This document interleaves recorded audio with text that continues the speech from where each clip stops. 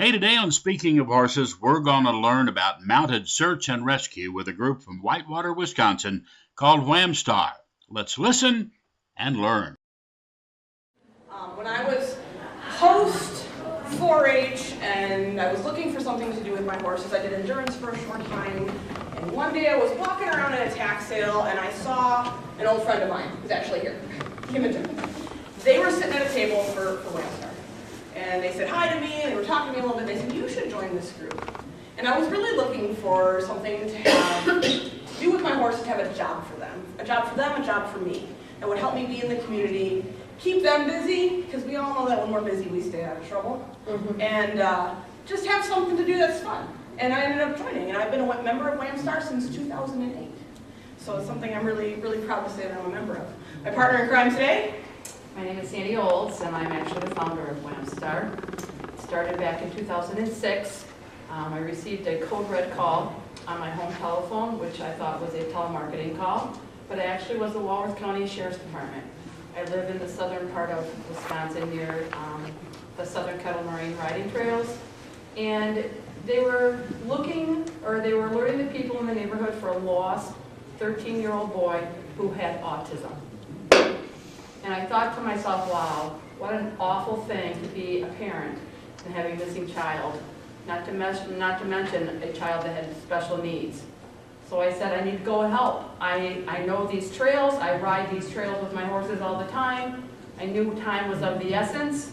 So I called the Sheriff's Department to see what I could do to help. And they said, run down, about a mile down from where you live is the command post. Talk to the sheriff's deputies down there. So I did. When I drove down there, I've never seen anything like I saw in my entire life. There was a huge RV with a command post, sheriff, deputies all over the place, ATVs all over the place. They told me they were going to bring helicopters in a couple of hours. I told them who I was. They said, I asked them if I could help because I knew the trails, and they said absolutely. They wanted to find this kid as soon as they could because time was of the essence. So the only stipulation they had was, we do not want you riding alone. I said, okay. I ran home, loaded up my horse trailer with my horse, called a friend and said, this is what we need to do, meet me here, and that's what started all of this. About 3 hours later, they found a little young boy hiding in a building, and he was fine, unhurt, back with his family. Made me think a lot about where we live, because we have a lot of hiking trails, biking trails, snowshoeing, cross-country ski trails, Southern Kettle Moraine, a lot of terrain, lots of wooded area, Whitewater Lake recreation area. People are really getting into health and wellness and hiking and biking and all the things where accidents can happen and people can get lost. Did a lot of talking with sheriff deputies, emergency personnel, anybody that I could find that would listen to me. I wanted to find out first if there wasn't another search and rescue team around the area, which I couldn't find one. There was one in northwestern part of Wisconsin, but nothing down in our area. And second of all, was there a need for it? Because I knew what a horse could do. And if you've ever gone trail riding and you watch your ears and you watch the behaviors, your horse will alert you to what is not normal out there. So after about a year's worth of a lot of reading and a lot of research on the internet, Whamstar was born. Started out with just a group of friends, learned very quickly that this group is not for everybody because we are not a social riding club. We are a service organization. We want to give back to the community. We want to help. We are in the same classification of your volunteer firemen, your volunteer EMS, which means we need training. We need a lot of training. And we put together a program after doing a lot of research, and we do a lot of training, and thus we have Whamstar. And the first thing we needed to do was come up with a mission. So, you want to talk about our mission? Absolutely. So our mission. The primary primary mission of a mounted search and rescue unit is the establishment of a well-trained and fully equipped search and rescue team capable of serving the public as a qualified resource that assists in locating lost or missing persons in a timely and efficient manner without endangering the searchers or further hazarding the lost person. So some really important takeaways from that is that first and foremost, we want a team that's ready and able. They have their equipment ready, they're trained, they're prepared. We want a team that's going to be proficient in the field, because we don't want a situation where a searcher becomes another victim. We want to be an asset to the community. So about WAMSTAR. WAMSTAR is a group of trained volunteers that are able to assist local law enforcement in locating missing persons. What that means is we're all volunteers, so this is a free service that we offer to the community. We do not charge anything for it. We do accept donations as far as fundraising goes, but we don't charge anything. When we come, we are coming as volunteers. We are a 501c3 nonprofit organization. We participate in searches organized by sheriffs, fire departments, DNR, or EMTs. So we never run a search on our own. We are always invited in by a law enforcement agency that runs the incident, and we are just a resource that is used in that search. Our team trains our own personnel and horses to be prepared for searches and other events. So we take the time to make sure our horses are ready to be available to be, ready to be in the field and to be ready to be in the community. And with our training, even though we provide our own training, we haven't provided our own information. We have trained with the LaSalle County Mounted Police, or Mounted Search and Rescue Team from LaSalle County, Illinois. We have trained with the Madison Mounted Police, right up here in Madison, Wisconsin. We use a lot of information from the National Search and Rescue Association. So even though we do our own training and we have our own protocols and we have our own guidelines for training, we've done a lot of research about what type of training we need to have in order to become a mounted search team. So we do raise funds through a variety of sources, primarily donations, grants, other fundraisers that we may hold. The Wisconsin Horse Council in particular has been a huge benefactor of our group. We've received grant sponsorships from them many years. And as a result, one of the things we were able to get recently was a supply trailer from those grant funds that we've gotten. So we can't thank the Wisconsin Horse Council enough for the support that they've given us. They're our family, and we only want the best for them. No standing water means clean, good tasting, algae-free, mosquito-free, and virus-free water. No risk of electric shock, no risk of fire from faulty wiring. Cool water in the summer, warm water in the winter. Water delivered fresh from the water supply at 50 degrees year-round. Drinking Post water. The rural American lifestyle. It's how we work, and it's how we play. It's how we learn and how we enjoy the finer things in life. How we take care of our animals and tend to the land. It's a way of life. Has been for hundreds of years. Now there's a whole new way for rural America to watch TV. We've done other things. We did a tax sale one year. Scooping nights are always fun because everyone loves Culvers. We get to go on a particular night, it's usually a weekday, and they specify a time frame like 4 to 8. We go there, we help serve the food, we bring some horses for the customers to interact with, and we get 10% of their sales from that night, so it's pretty awesome. Go ahead, Sam. So why is it important to use a mounted search team? You know, there's a lot of technology out there nowadays. There are lots of vehicles, like 8 all-terrain vehicles, but think about it, especially if you are a rider. First of all, when you're riding on your horse, you're 10 feet up in the air. So your vantage point, being able to look and scan, you're at a good point at that point. You can see a lot. Horses can stay out in the field a considerable amount of time, a lot more than what people on foot and feet can, especially dependent upon the weather and the terrain.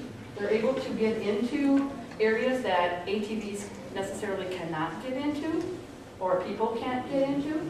And your horse is another searcher. And that's what we do, is we develop a partnership with your horse, because you learn with your horse what they pick up on. With their ears, their hearing is wonderful, their sight is wonderful, they can smell. They don't sniff like dogs, but they can smell, and they you know, will alert you to what's not normal out in the woods.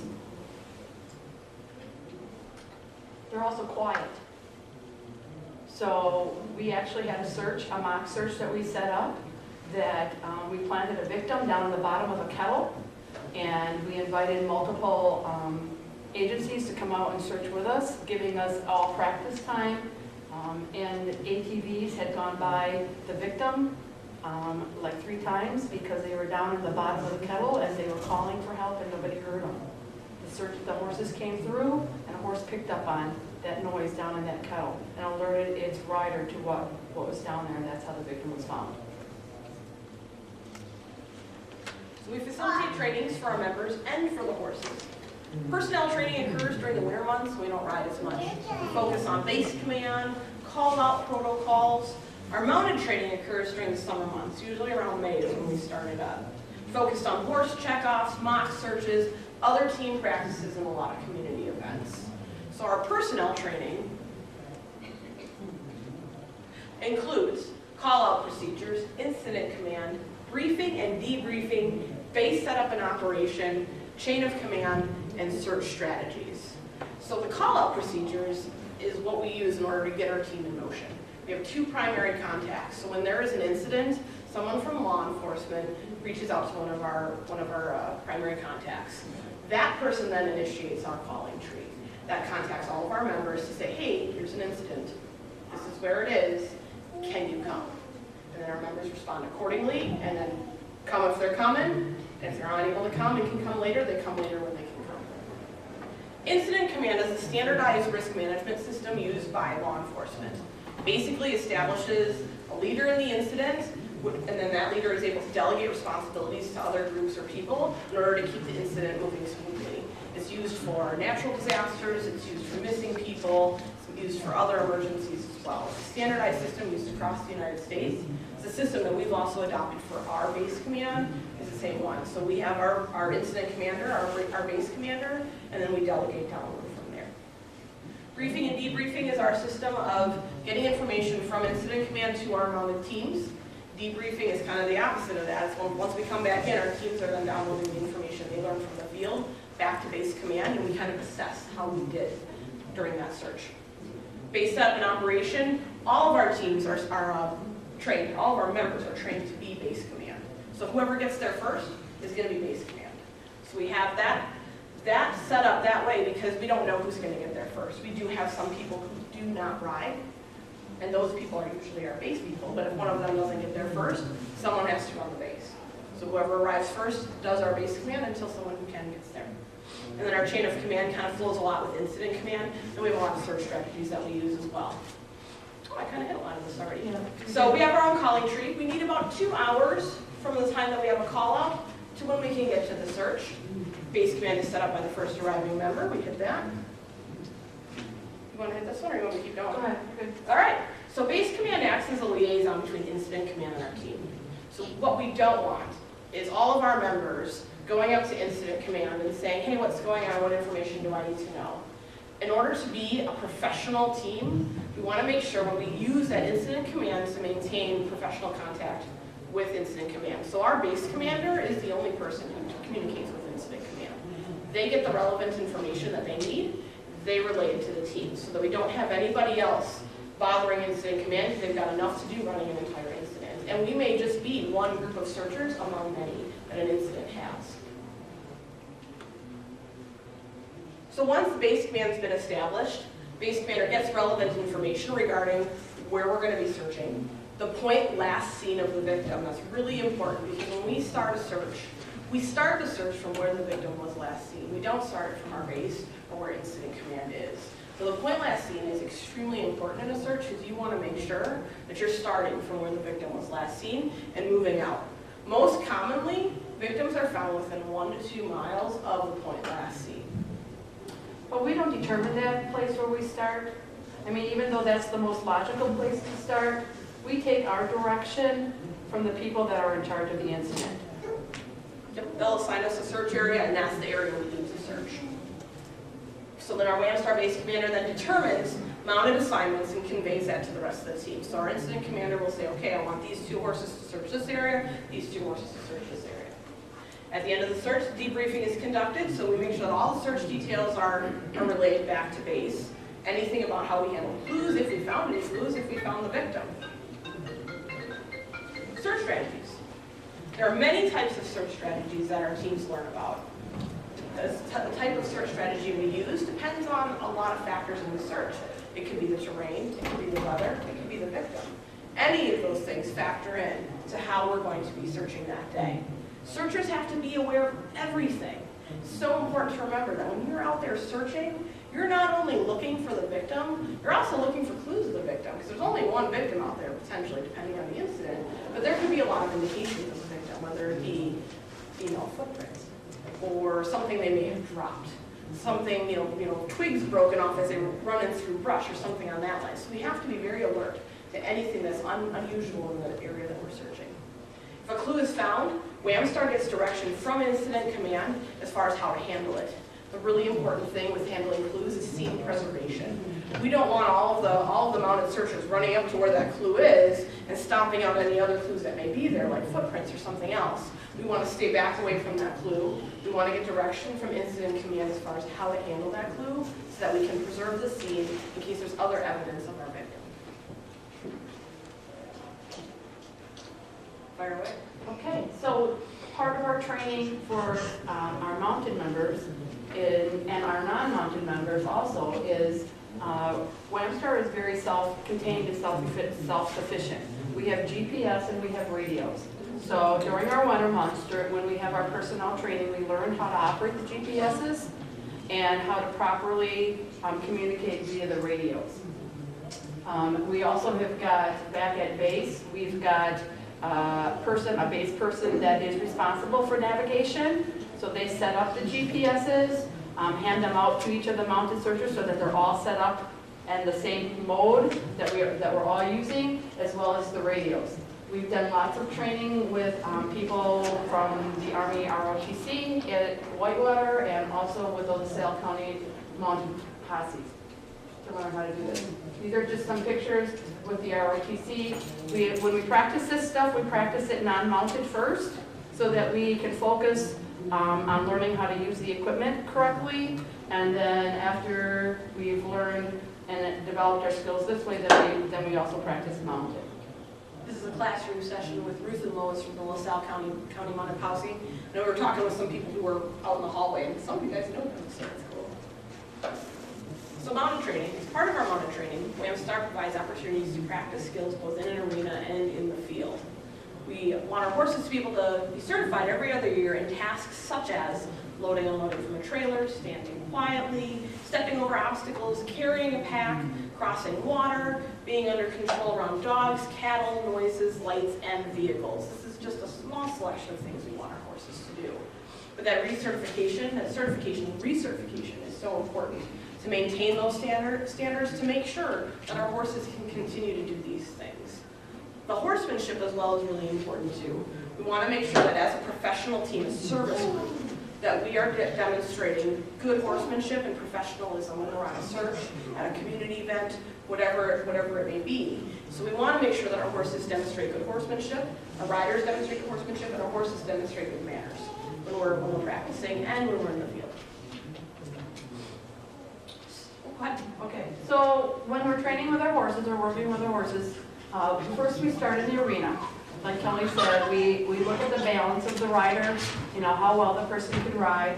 And then, we set up like an obstacle course in the arena, and then we take that obstacle course and we put it out into the environment that we're going to be searching. Because, something hanging in in an arena, in a controlled environment, is something definitely different than hanging from a tree out in the woods with other animals and things moving around. So we do a lot of field practice also. We also do things like practicing grid searching and different types of search strategies in the fields. And then we like to pull everything together that we've learned in the classroom and with our horses, and set up things such as what we call mock searches. And those are things that we've made up incidences that we develop on our own, that we practice as a team solely first, and then we also invite other types of emergency personnel to join us to do the mock searches. And it's just a scenario that we set up, and it gives us all a chance to practice. So here's some pictures of the horse checkoff, some obstacles set up out in some tall grass. And please note that you set up an obstacle in an arena, and the horse will do it fine. But you put it in tall grass or someplace different, it's like, oh my gosh, whoa, like this is not where this is supposed to be. So that different environment can create a different experience for both the horse and the rider. Riding double is another skill that we want to make sure all of our mounted people can do. Just our team, make sure we can ride away from each other, ride at different speeds. So we do that arena work just to kind of establish that good horsemanship, as well as the checkoff skills. Here we have a tarp in the middle of the woods, because there are always tarps in the woods. So Things hanging, if you look in the background, we've got things hanging in the trees. what was the next picture? Yep, so there's a slicker hanging off of a tree branch. And being able to take something, hand it to another rider, whether it's a map or a jacket, or it could be anything. Just making sure we have those skills that the horse isn't going to shy away from that movement. King Barns, located in New Holland, Pennsylvania. If you want a great custom-built barn, you got to contact kingbarns.com. All kinds of customized barns, top-grade materials, and wonderful custom design to meet your request. Please check out King Barns today. Source Nutrition. One of the fine sponsors, Source Nutrition, micronutrients developed from the seaweed harvested off the coast of Maine, aids in digestion, helps with older horses, keeps everything moving fine in your horse's digestive tract. Check out Source Nutrition. And we want to give a great big thank you to ATH Science Equessentials. Truly one of the best products, or a line of products, to help you care for your horse. Equessentials. That needs to be found. Looking for clues. Terrain, once again, is really important when considering your search strategies. You're going to search differently when it's tall grass versus if it's a combine cornfield that has nothing in it, or maybe you're searching on a city street. Could be anything like that. Those search strategies are so important to practice in different areas to get that. This also really helps to develop the ability to search. Because searching is just not looking. It's actually looking and seeing. So some of the things that we like to do during our practice is something that was called like the 52 pickup card game, but we scatter them out in the field or out in different types of terrain to see what kind of percentage it is that we can actually find them. More grid searching in a wider area. Water obstacle here we have going through, I think this is a small creek or stream or something on that line, but being able to climb down into it, step up out of it. Right, mock searches. Whamstar is able to provide a realistic scenario of a lost person. And it's nice because it's a situation where no one is actually injured. We're able to do mock searches that are just for our team, and we also do mock searches where we invite law enforcement agencies to join us and practice their skills as well. So mock trainings allow for our team to bring everything together. Personnel training, horse checkoffs, all that field experience with our navigation and everything, bring it together in one event so we can practice all those skills. I already talked that we do the joint trainings as well as the Whamstar only ones. So the joint mock searches are really important. They allow participants to work with law enforcement, incident command, and incorporating Whamstar effectively into a search scenario. A lot of times, especially one of the things we've encountered is sometimes, one, they don't want to call us, or if they do, they don't necessarily know how to use us. So a practice like this gives us the chance to work alongside law enforcement. We can, we can have mistakes that we can correct, and we can work through things, and we can teach each other the best way to do things. We have worked before with Whitewater Fire Department, Eagle Fire Department, Palmyra Fire Department, the DNR, and the Madison Mounted Patrol. We did an obstacle training and mock search with them. So here's the Madison Mounted Patrol training we did. They had a really nice obstacle course they had set up at the location where they trained. And it had a lot of different things in it, things that we hadn't necessarily experienced before. Their obstacle training is a lot different than some of the things we've done because as a mounted patrol in the city, they have to be prepared for a little bit different experience for their horses than we are prepared for with ours.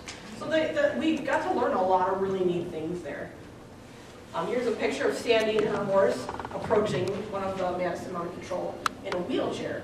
Something you wouldn't necessarily think about, but you don't want them to be afraid of something like that. He was also dishing out peppermints, I'm pretty sure, if I recall correctly, so made it a nice experience. They had a water obstacle there that was actually relatively deep, but it was a really nice one to go through. And then we had our mock search with them as well. They did 2 search scenarios, found the victim in both situations relatively quickly. Actually, it was one of our mounted members who found the victim in those pine tree branches there. His horse actually alerted him to the fact that there was something over there, and that's what caused him to stop and investigate further. Go ahead, Sandy. This was a mock search out in the southern kettle on some of the riding trails. We actually planted pieces from an aircraft crash. And so we invited multiple departments here. It gave them the ability to practice. We planted live victims out there that we needed to go and find. It gave our horses the opportunity to work with gators and ATVs racing by up and down the trails, going through brush and different types of different terrains. This was actually a picture of the team being sent out into the field of the area where they wanted us to start searching. Another picture of the Palmyra Fire Department bringing in a victim. Searching in the field, just making sure that we're being thorough, just keeping in mind that terrain is such a huge part of searching, to know your terrain, to make sure we're communicating any issues when we're out in the field so that we're able to do a good job of searching an area that we're in. We also do community awareness. One of our largest hurdles that we've had to endure is people don't know of us. So we have felt that, and being that we're volunteers and we wanted to give back to the community, what a better way of getting to be known out within the community. So we do things such as National Night Out. I don't know if you know what those are, but last year the Walworth County Sheriff's Department actually changed their National Night Out a little bit. They invited all of the fire departments, EMS, police departments from the whole Walworth County area to the Walworth County Fairgrounds. It just gave a good opportunity for the people who lived in the community in the area to come out and see the equipment and talk with the officers and talk with EMS. We participated in that one. The Flight for Life came and landed there. It gave the horses the opportunity to be around helicopters. And then we do a program called Hug a Tree, where we will go and we will talk with kids, whether classroom or Cub Scouts, Girl Scouts, and talk to kids about what do you do if you do get lost? Because when kids get scared, what do? We participated in a search I don't know if you remember, I think it was last fall, there was a 6-year-old little boy that had autistic, who had been lost overnight over by Waukesha. We participated in that search. If we can get a search team together, we'll go. We come from all walks of life. Some of us work, some of us are retired, but if we definitely can get a team to go, if there is a need, we will go. Well, we want to thank you for joining us on this look at Lambstar, the Whitewater Search and Rescue.